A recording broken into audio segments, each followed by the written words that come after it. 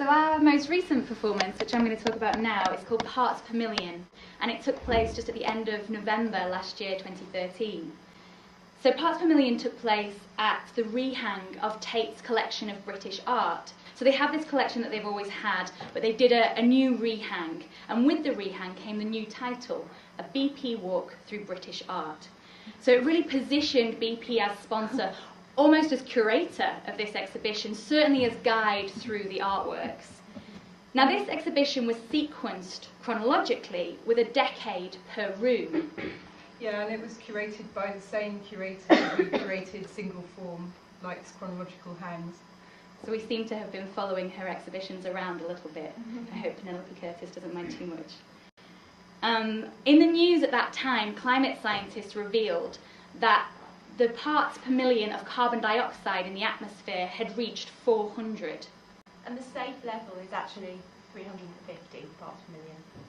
So we saw a correlation between the parts per million in the atmosphere, the increase in the parts per million in the atmosphere since the Industrial Revolution, and this chronological pathway through the gallery. And so, in this performance, 50 performers, all dressed in black, wearing black veils, counted the parts per million in unison from 1840, the time of the Industrial Revolution, to the 2000 gallery. So in each room we stopped in a particular choreography, in a particular configuration that we'd planned, and counted the parts per million increase for that decade. So each gallery was a decade, and in each decade we counted the increase, moving through from the Industrial Revolution until the present day, and counting the increase in carbon as we went. So we had a choreography of different configurations for the 50 performers in each of those galleries. And so we moved through the whole of the exhibition, the BP Walk Through British Art, the whole way counting the carbon increase as we went. So for example, in the 1960 gallery, which saw a big increase, a sharp increase in carbon dioxide in the atmosphere, we counted from 318 to 325, and actually the configuration was in a sharp curve of a graph going upward.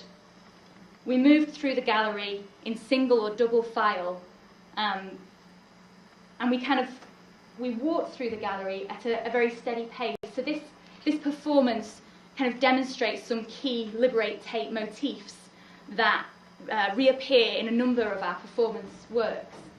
So they are wearing veils, wearing black clothing, walking at a certain pace, speaking with a certain tone. So firstly, the veils. Thank you. So the veils for us, they're partly about anonymizing. And with that, it's about the importance is the group and the action of the group, not the action of the individual. So we really want to bring ourselves into a kind of uniformity as a group.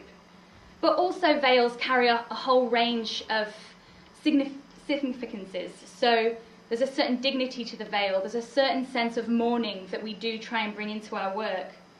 And there's also the kind of hidden face of the guerrilla fighter. But also for us, it's about the focus that a performer needs in order to make an unsanctioned performance in a contested space. So when we make these performances, the staff or the security might try to intervene or approach or interrupt a performer in the process of their act.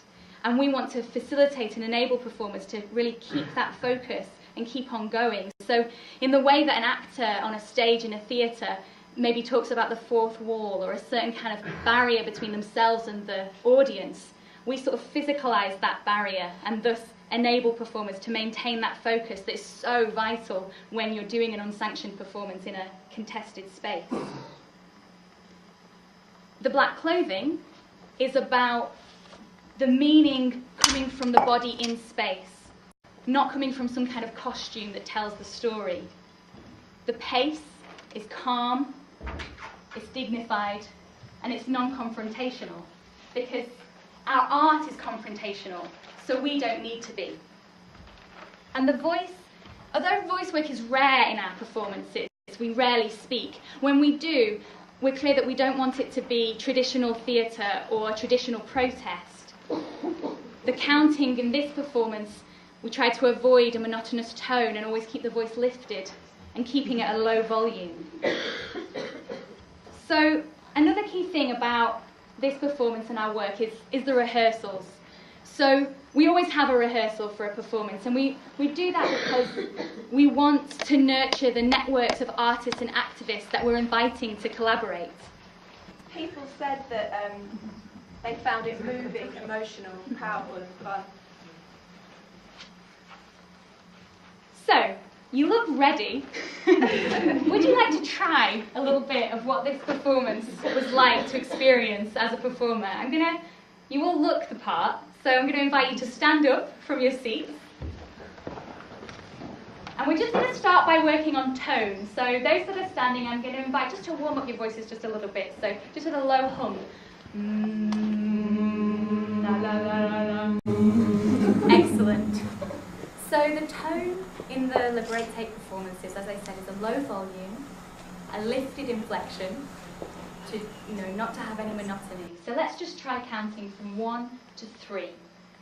And as we count, let's listen for let's have a pause between each number to listen for when the room is going to speak. So I'll say 1, and then you'll all join in on 2 and 3. Okay. 1, 2, 3. Very good. We'll get you over for a performance. Okay, so let's actually try this performance, the 1960 gallery. So we'll imagine that we're in there and we're in the formation of a sharp increase in the graph. And we're going to count from 318 to 325. I'll start by saying 318 and then we'll all join in to take ourselves to 325. Okay. 318.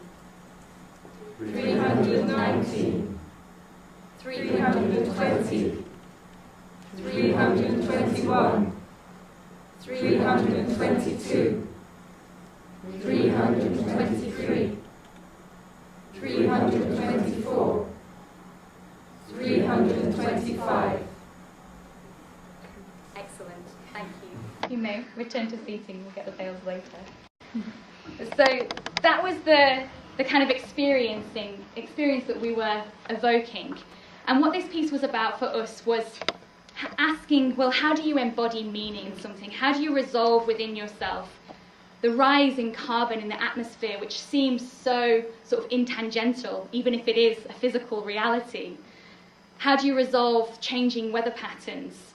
How do we make those, what could be sort of seemingly dry, untouchable data somehow visceral and real and meaningful?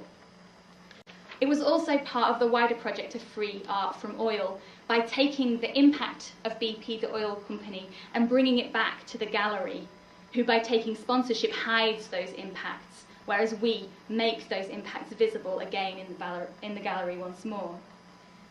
And the thing that stayed with me from this performance possibly the most was the experience of one of the performers, Bridget McKenzie, who's a gallery consultant who actually worked at Tate in the learning department for 10 years. And after this performance that she participated in, she said that, coming from a kind of life and work around art and climate change, this performance offered her a kind of profound new embodiment around those issues, and I found that particularly powerful for what we had achieved in this work.